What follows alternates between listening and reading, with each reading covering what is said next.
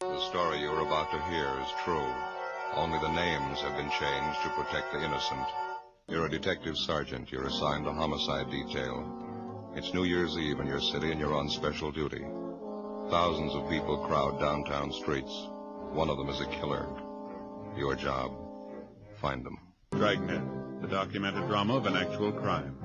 For the next 30 minutes, in cooperation with the Los Angeles Police Department, you will travel step by step on the side of the law through an actual case transcribed from official police files. From beginning to end, from crime to punishment, Dragnet is the story of your police force in action. It was New Year's Eve. It was cold in Los Angeles. We were working the night watch out of homicide, special duty. My partner's Ben Romero. The boss is Thad Brown, chief of detectives. My name's Friday. I was on the way back from dinner, and it was 8:35 p.m. when I got to room 42. Homicide. Joe? Hi, Barney. How is it outside? It's cold. Not keeping people at home, though. You check the crowds? Yeah. Been watching it from the window here. Seems bigger than last New Year's. Crazy. You're on with Ben and me tonight, is that right? Uh-huh. Thought I was going to have it off. Wife had a little house party planned and everything. Well, that's too bad. Maybe next time, huh? Yeah, that's what I said last New Year's. Nah, guess we better start moving. Yeah, where's Ben? He went down the hall a minute, said he'd be right back. I better take my top coat, huh? Yeah, I would if I were you. Nothing for us in the book, is there, Barney? I almost forgot Jack Conley called, having a little party out at his house. Wants you, Romero, to drop around when you get off. Said he'd call back. Oh. Hi, Joe. Hi. You about ready? Yeah, let me grab my overcoat. All right. I just tagged back communications. Switchboard's lit up like a Christmas tree during a Miller bid. Just like last year, they're starting off strong. 415s, 507, calls coming in with a dozen. I'd like to see it just once. People celebrating New Year's without tearing up half the town. I get it. Homicide Friday. Oh, yeah, Jack. Yeah, well, Barney just mentioned it. Well, we'll try and make it. You know how things are tonight. Yeah, we'll try, sure. Thanks a lot. There's Jack Conley, Ben, on his way home. He wants us to drop by his place if we get off early tonight. Not much chance of that. You ready? Yeah, I am. You, Barney? Let's go.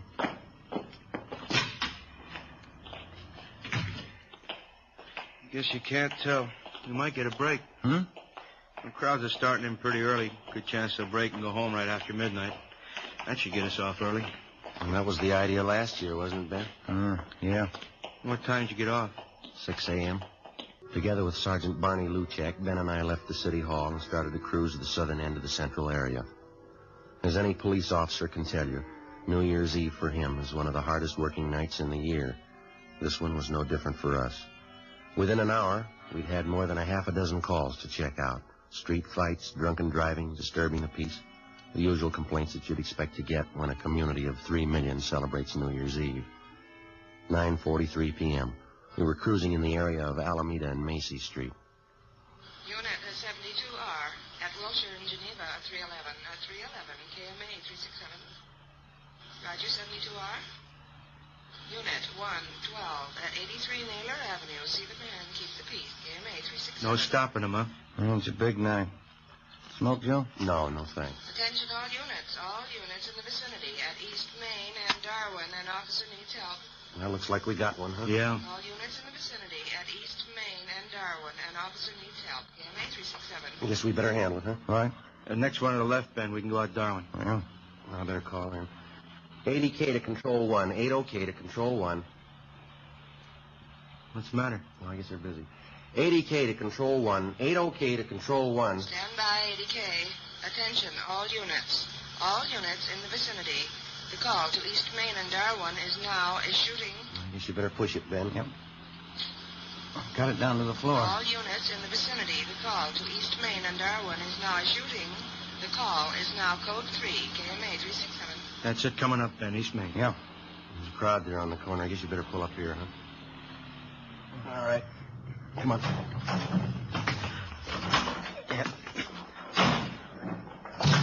Over by the light pole, Ben. Joe, man lying on the sidewalk. You want to check the crowd, Barney? Yeah, okay. Let us through here, please. Can we get through? Excuse me? Look, will you please get back? Move back, please. All right, come on. I wonder if you just move along. Just move along there. Move along. That's Give us a right. little room to work. Thank you. Ben? Yeah, Joe? Have a look here. No. That's Jack Conley. That? He's dead. His full name was John Patrick Conley, serial number 367. He was one of the veteran officers in Central Homicide. He lay face down on the pavement, one of his legs straddling the curbstone. He'd been shot twice at the base of his skull. There were 4 more bullet wounds in his back. Ben got to a phone, called Homicide, and told them what had happened. 24 cruiser cars and more than a half 100 men were immediately dispatched to the scene of the killing. They circled the area for a dozen blocks around and started a door-to-door search for the killer. Suspicious-looking pedestrians were stopped at every street corner and questioned. 10:30 p.m. The ambulance arrived and Jack Conley's body was taken to the morgue.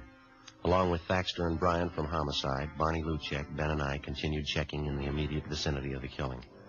We found no one who'd admit that they actually saw the shooting. Half a dozen people in the crowd told us that they heard the shots and they saw Conley fall to the pavement. They'd also seen a man standing behind Conley turn and run down the street right after the shooting. No one had followed him. The man was described as medium build, wearing a dark suit and a dark hat. That's all they could tell us. 11:25 p.m. Ben and I met Barney Luchek back at the car. Morning. Did you get anything? Checked out every store in the neighborhood that's open. Not much. How about you? No, it's the same. Pretty thin. Brian and Thaxter turned up a newsboy down the street. He told him he saw the guy in the dark suit running down the street. Yeah. Thought he saw the guy come out of this bar here. We heard that too, Barney. We talked to the bartender. He doesn't recall the man. Oh, say, I almost forgot. I checked with the office. Mrs. Conley's been calling in. Wants to know where her husband is. Oh, yeah. I asked personnel to hold off notifying her. Thought maybe you fellas would want to tell her. You knew Conley pretty well, didn't you? Yeah, a long time. Family man? 3 kids. If you fellas don't want to tell her, I'll call personnel back. They can do it. No, it's all right. Don't tell her.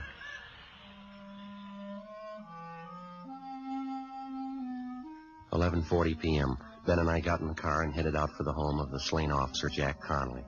The house was on Ralston Avenue, just a few blocks from where Ben lived. We parked the car and started up the front walk. The lights were burning in the living room.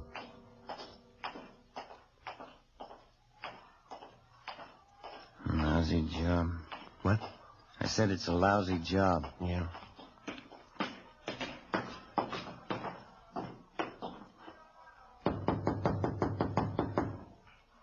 Better try it again, huh? I heard it. Somebody's coming. Oh. Hi, Joe, Ben. Hello, Betty. Hi, Betty. I'm sure glad you can make it. Everybody's here. Come in, come in. Okay. Thank you. I'm still waiting for that wandering husband of mine. If he's not here by midnight, he's going to be in the doghouse for sure. Here, let me take your coat. No, Betty, that's all right. I wonder if we could go back into the kitchen. We'd like to talk to you. Tonight, can't you stay long? Well, no, not too long. Oh, that's too bad. Well, come on back in the kitchen and I'll get you something. Maybe you can drop back later on. Jack should be here by then. He'd better be. Come on in.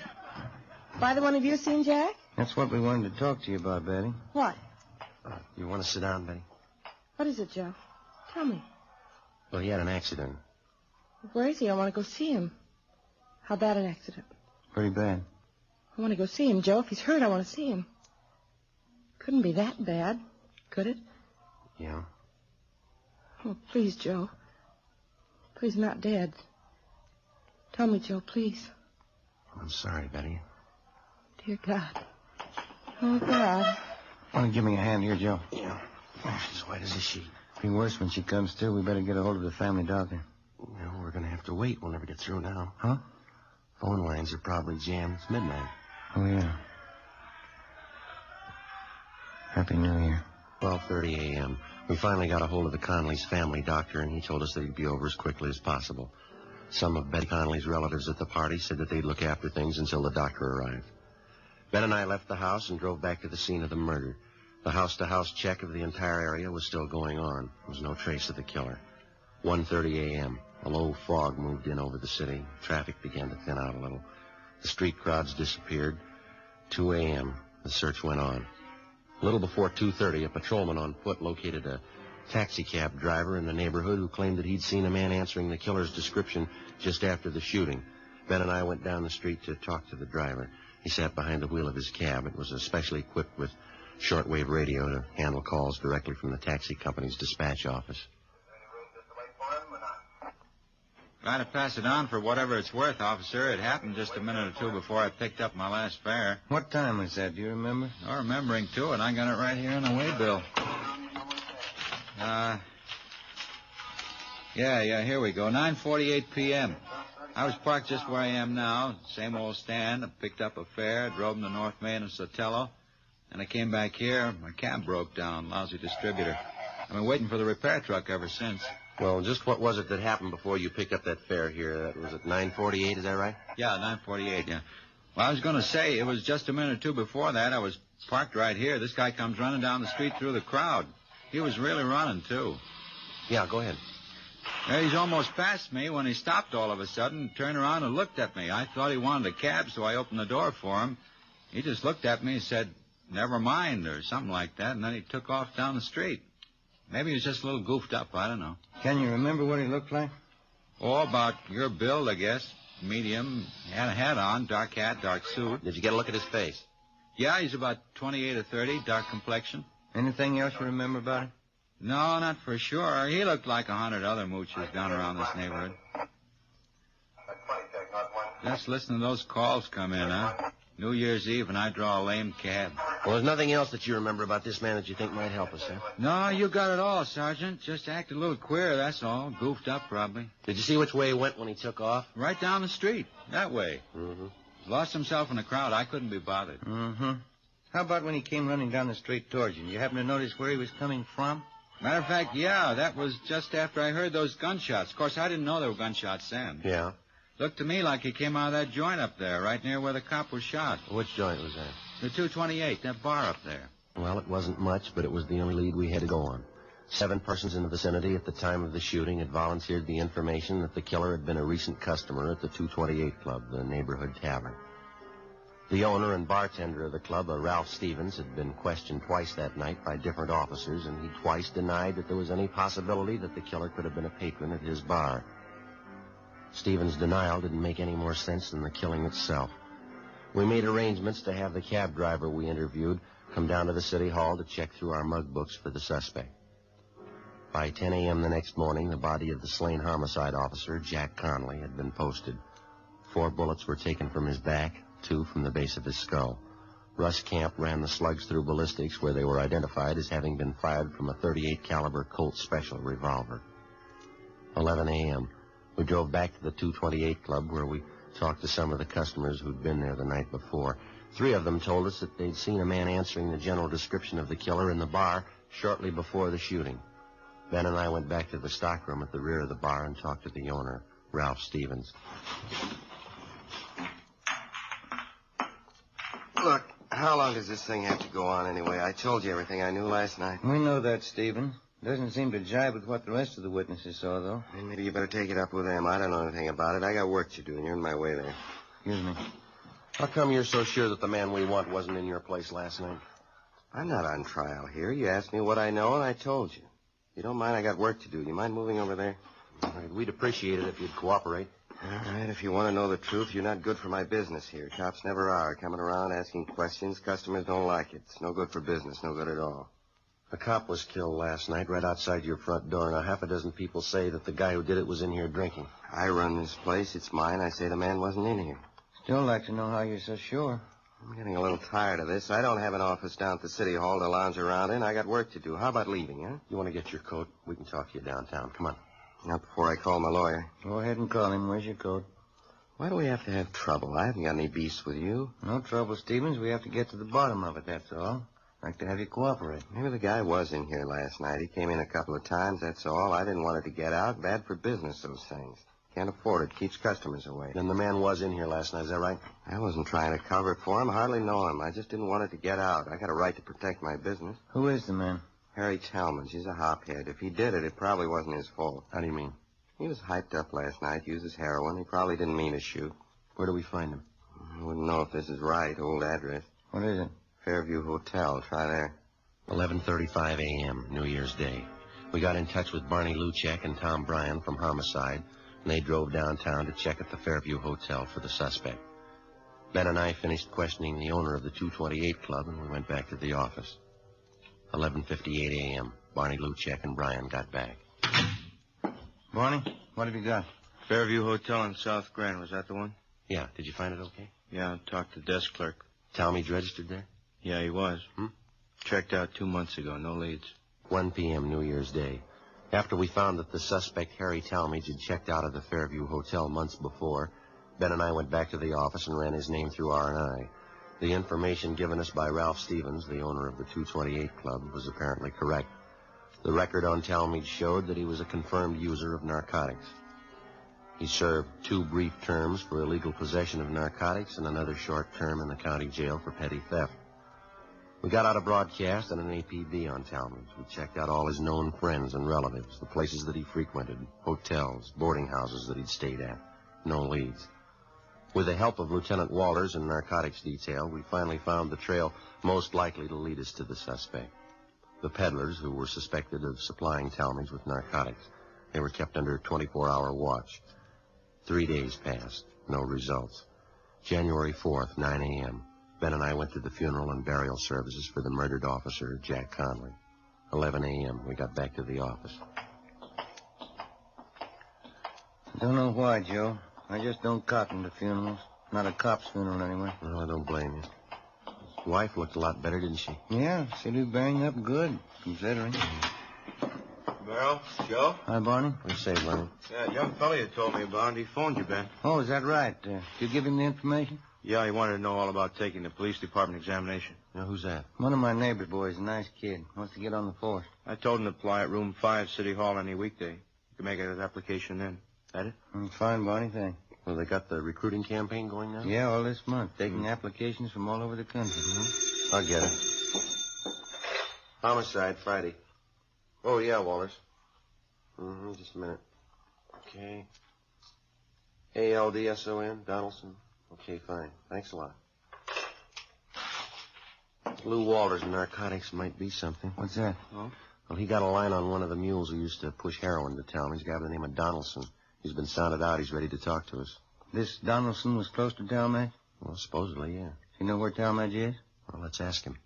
Ben and I left the office and drove to the address on South Alameda where Donaldson, a friend of the murder suspect, was supposed to be staying. Turned out to be a cheap hotel in the Skid Row district. It was next to one of the rescue missions down there. We finally located Donaldson across the street. He was standing on the sidewalk along with 4 or 5 other men. They were listening to a small Salvation Army band playing outside one of the beer joints. I hardly miss any of these sidewalk meetings, Sergeant. Like 'em. Band music. Even listen to the sermons. Do me a lot of good. I understand you're not pushing junk anymore, Donaldson. Is that right? And you want to call me Big, Sergeant? Name's really John, but everybody calls me Big. All right. No, I haven't been pushing junk. Not for months. All through with it. Well, when's the last time that you saw Harry Talmadge? A couple of weeks ago. I'm not much for Harry anymore. Like I say, I've been regular at these sidewalk meetings, hearing the sermon. Changes the way a fella does things, you know. Yeah. Man's got to turn good sometime during his life. Not getting any younger. 58. I figure it's time I start living by the word.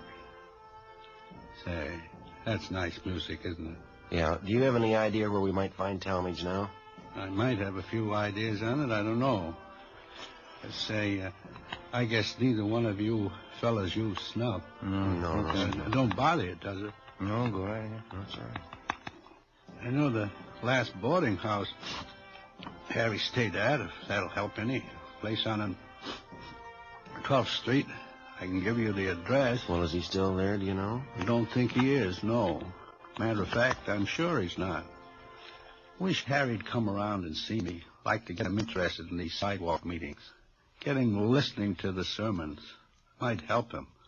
Did an awful lot for me. Yes, sir. Will you say that you saw Talmadge about 2 weeks ago? Well, not quite 2 weeks ago. It was the day after Christmas. Came down to my hotel and wanted some money. I couldn't give him any. That's when he told me he was moving. Going to some rooming house up around the City Hall section up there. Did he mention any address? Not that I recollect, no. That sure is nice music, isn't it? Well, how about some of his other friends, Biggs? You think they might be able to help us? Well, Duke might help you. Harry and old Duke are still great friends. Duke sees him more than I do. Where do we find Duke? Well, you know the Penny Arcade down on South Main? Right down from the train depot there? Yeah. That's where Duke works. He's a janitor there. I've been trying to get Duke to come to the sidewalk meetings, too. He sure could stand it, old Duke. Well, thanks very much, Biggs. Not at all, Sergeant. Always glad to help out. Now, look at that now. All out of snuff. Say you couldn't see your way clear, could you? There you go, Biggs. That's sure Christian of you, Sergeant. I'll handle this just like a personal loan. It's all right, Biggs. Don't say anything about us talking to you, though, huh?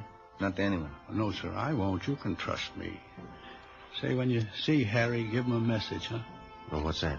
You tell him to come and see me.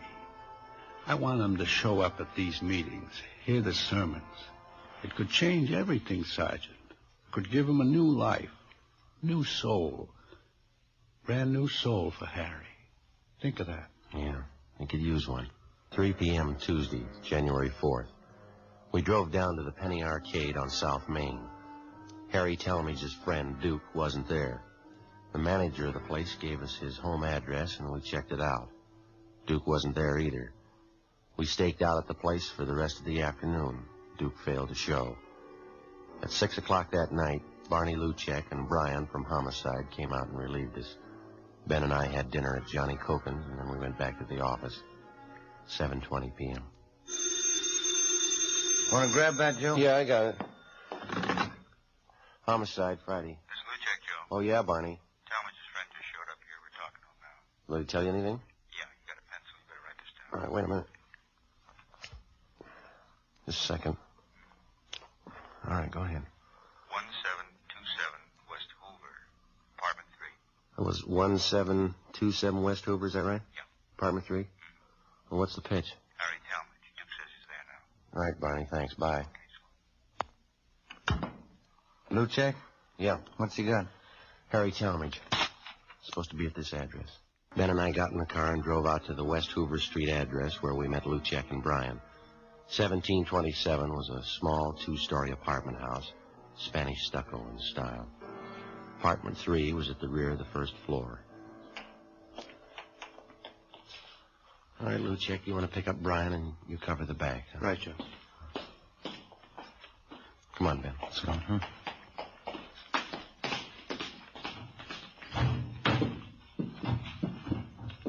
Get us up the stairs, huh? Mm-hmm.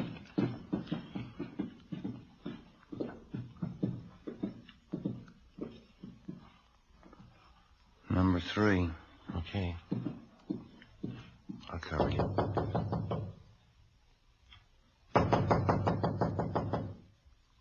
No sound inside.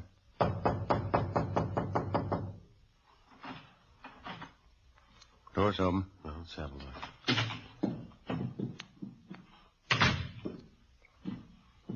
No, it's empty. You want to try the bedroom? I'll check the kitchen.